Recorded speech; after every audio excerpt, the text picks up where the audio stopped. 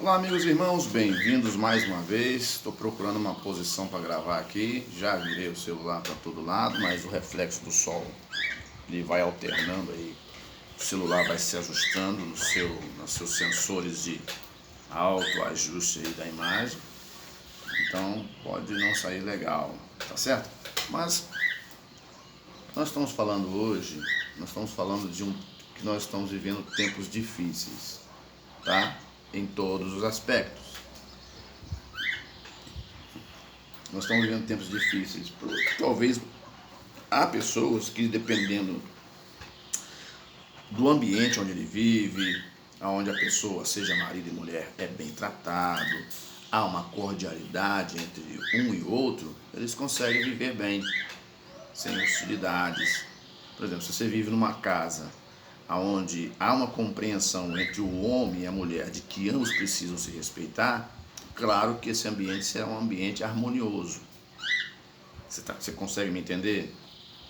Se você vive numa cidade onde o medo é imposto, onde pessoas impõem o medo sobre as pessoas, essas pessoas vivem debaixo de um medo muito grande, né? Vive ali porque não tem para onde ir, não tem um outro lugar para ir, tá? O pássaro que você está escutando ele aí, quando eu estou conversando, ele gosta de ficar cantando junto, que é a minha calopsita. Então, o ambiente, ele dita o comportamento às vezes. Se você está num ambiente hostil, seu comportamento, sua visão e tudo que você analisa é de maneira hostil. A criança, quando cresce num lugar hostil, ele entende que a vida é daquela forma.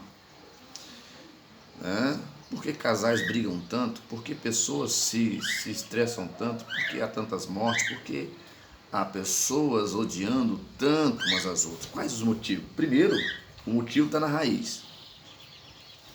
O motivo está numa batalha, você precisa entender os motivos. Eu prefiro entender pelo lado, aplicando um pouco do lado espiritual no contexto. Por quê? Existe a questão social, mas nada justifica, porque você não tem uma coisa, você tem que agredir aquele que tem. Justifica? Não justifica.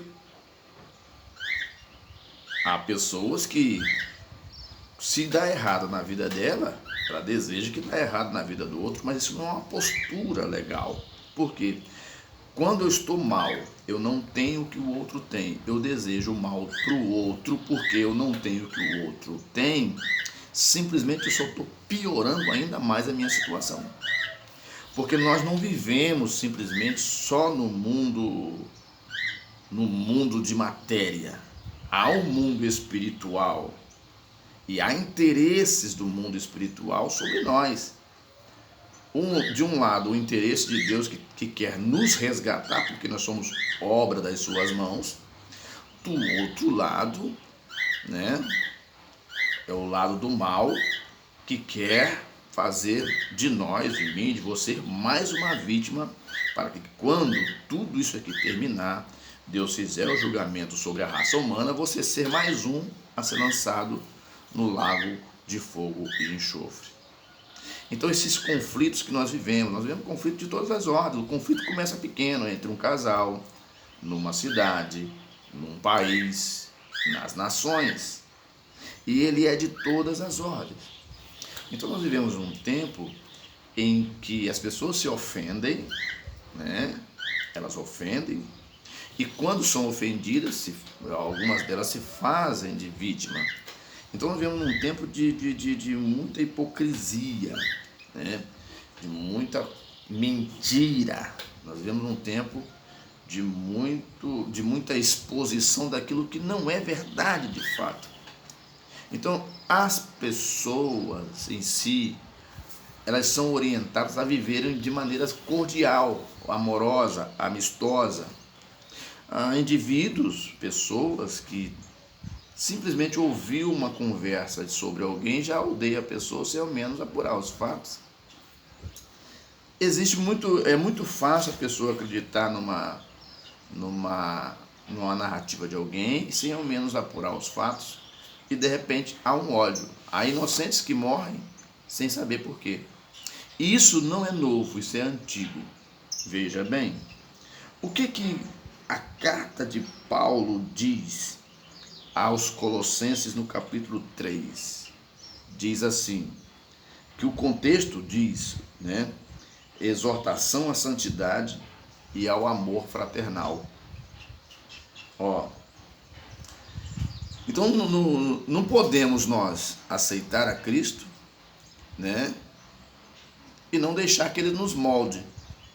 Se uma vez eu aceitei a Cristo como Salvador e eu não permito que Ele interfira na minha vida, moldando o meu ser para me ser melhor, eu simplesmente fiz uma coisa de público, mas de fato eu não aceitei a Cristo. Se eu aceito a Cristo e não aceito o seu jugo, eu estou sendo incoerente, né? Porque o amor de Cristo, ele nos induz e nos convoca a sermos diferentes daquela vida de hostilidade, de agressividade, de palavrões, de xingamentos, de glutonaria, de bebedice, de orgias. Então, aquele que se aproxima de Cristo, ele precisa se abster destas coisas, fazer uma escolha. Não, e agora eu escolhi ser um seguidor de Jesus, e o ensinamento dele me diz que eu devo andar desta forma. Olha só o que diz a carta, né? Eu vou ler a partir do verso 12, o verso 12 a 15, e depois nós vamos discorrer anteriormente. Está escrito assim: revesti-vos, pois, como eleitos de Deus, olha que maravilha, santos e amados, de entranhas de misericórdia, de benignidade, humildade, mansidão, longanimidade. Só aqui dá um estudo. Olha só, de misericórdia, nós temos que ter misericórdia do próximo. De benignidade, nós agimos com bondade. De humildade, sermos humildes nas coisas que fazemos, não por vanglória. Nós vivemos um tempo de vanglória. Esse tempo de vanglória tem consumido muita gente. Depois a gente vai conversar sobre esse assunto. Mansidão, ou seja, a pessoa precisa ser manso, é uma coisa, ser bobo é outra. Manso é aquele que mantém o controle diante da situação adversa e não age, né, naquele estado estranho, nervoso, estressado, que espanca, que bate, que prejudica ou que agride o seu próximo. Não, não é isso. Longânimo, ou seja, a pessoa longânima, aquela pessoa que não tem pressa, tenha calma nas suas decisões. Eu vejo muita gente, tenho acompanhado muita gente, mudando de lado facilmente por causa de uma fala, odiando o seu próximo por causa de uma fala, e depois do estrago feito, ele está prejudicado e não consegue reverter aquela situação. Isso acontece em todos os cenários. Então a gente tem que ser longânimos, né? O verso 13 é um dos pontos-chave que eu acho aqui nessa leitura, que diz, em Colossenses capítulo 3, eu estou lendo do verso 12 até o 15, diz assim: suportando-vos uns aos outros, perdoando-vos uns aos outros, se algum tiver queixa contra o outro, assim como Cristo vos perdoou, assim fazei vós também, né? Verso 14: e sobre tudo isto revesti-vos, de amor, que é o vínculo da perfeição. O amor não pode ser só para um lado, não. O amor tem que ser recíproco. O amor, quando ele dá ênfase só a um lado, ele é parcial, não. O amor que Deus quer aqui é o amor recíproco. O amor que eu tenho que retribuir para o meu próximo e o próximo tem que retribuir a mim. Há pessoas que querem uma postura do outro lado, mas ela mesmo não se posicionou. ela mesmo não mudou de postura, quer que o outro mude. Não, tem que ser, precisa haver reciprocidade. Outra coisa, que é o vinho da perfeição, verso 15, e a paz de Deus, aí que é o resultado da boa vivência, e a paz de Deus, para a qual também foste chamados em um corpo, domine os vossos corações e sedes agradecidos. Isso aqui é de conduta, né?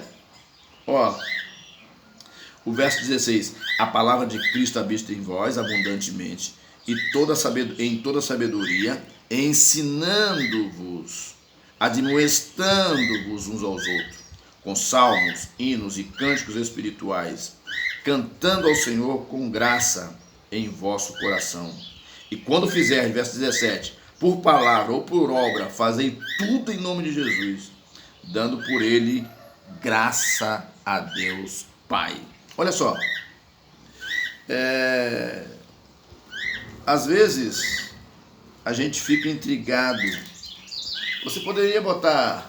Esses dias eu estava pensando em uma palavra que eu gostaria de falar, direcionada para casais. E eu gostaria de colocar o título assim: Amor, por que brigamos tanto? Né? Por quê? Existe muito conflitos familiares, de casais, né? Mas existe muito conflito entre irmãos. A minha indagação a Deus e a mim mesmo, quando eu me faço a seguinte pergunta: se nós aqui estamos vivendo num estado de hostilidade, onde as pessoas se evitam umas às outras, e nós desejamos o céu, como que vai ser esse céu? Como que você imagina que é o céu? Você acha que o céu é o quarto da sua casa? Você acha que o céu é a sala da sua casa, onde você é o seu QG ali, onde você está bem e tudo mais, ninguém pode interferir, ninguém pode entrar, ninguém pode passar? Claro, é o teu particular. Não, o céu é um lugar onde todos os salvos habitarão. Agora eu pergunto para você: se nós vamos para o céu junto, né, e não somos cordiais, e não perdoamos uns aos outros, e não tratamos um ou outro bem, tem pessoas que é ignorante, né? Tem pessoa que, Deus me livre, até o cavalo ganha dele. Você está entendendo? Então, o que eu quero dizer aqui? Nós precisamos buscar isso, buscar um ambiente bom. A nossa sociedade, as nossas crianças, os que nascem, eles precisam de uma boa estrutura para que a nação, como se é o Brasil que estou falando, ela fique de pé. Porque um país frágil intelectualmente, frágil estruturalmente, ele desperta interesses externos. Você já estudou as histórias das nações? Você já leu as histórias das nações? Falando assim, analisando por data. Dá uma lida nas nações em 1500 a.C. até aqui para você ver. Só passa por cima para você ver. Então, as nações se especulam, né? As nações se especulam. Se uma nação ela fica frágil financeiramente, ela vai ter uma injeção de dinheiro externo de outra nação, mas de contraponto, essa nação, seja a Brasil, seja quem for, vai ter que ficar debaixo do jugo da outra nação em termos financeiros. Então fique atento. Se nós demonstrarmos um estado de fragilidade na nossa vida, o inimigo externo, invisível que nos rodeia, ele nos dominará. Nos dominará de tal forma que nós vamos passar a odiar o nosso próximo, que não fez nada com a gente. Nós vamos passar a odiar o nosso próximo, que nós dois, quando assumimos a tribuna ou o microfone, seja quem for, falamos no mesmo céu, mas não estamos bem. Então, que nós possamos viver de maneira cordial, conforme está escrito no capítulo 3 de Colossenses. É esta palavra que eu deixo para você. Que Deus te abençoe e te dê a paz que você precisa em tudo. Conversamos numa próxima.